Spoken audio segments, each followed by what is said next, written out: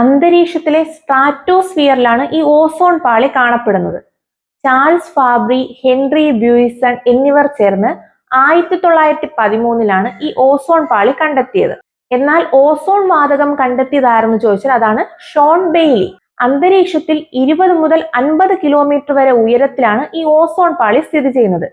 ഇത് സൂര്യനിൽ നിന്നും വരുന്ന അൾട്രാവയലറ്റ് രശ്മികളെ ആഗിരണം ചെയ്യുകയും അത് ഭൂമിയിലോട്ട് ഏൽക്കാതെ അതിനെ തടഞ്ഞു വയ്ക്കുകയും ചെയ്യുന്നത് ഈ ഓസോൺ പാളിയാണ്.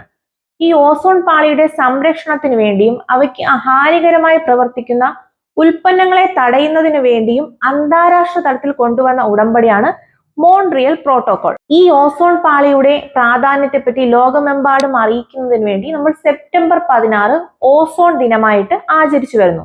ഈ ഓസോൺ പാളിയുടെ നിറം ചോദിച്ചാൽ അതാണ് ഇളം നീല. അതുപോലെ തന്നെ ഇതിന്റെ അളവ്, ഇത് അളക്കുന്ന യൂണിറ്റ് ഉണ്ട്, അത് ഡോപ്സൺ യൂണിറ്റിലാണ് ഈ ഓസോൺ പാളി അളക്കുന്നത്. ക്ലോറോ ഫ്ലൂറോ കാർബണുകൾ, ഹാലോൺ, കാർബൺ മോണോക്സൈഡ്, ക്ലോറിൻ തുടങ്ങിയ പദാർത്ഥങ്ങളാണ് മെയിൻ ആയിട്ടും ഈ ഓസോൺ പാളിക്ക് വിള്ളൽ വീഴ്ത്തിക്കൊണ്ടിരിക്കുന്നത്.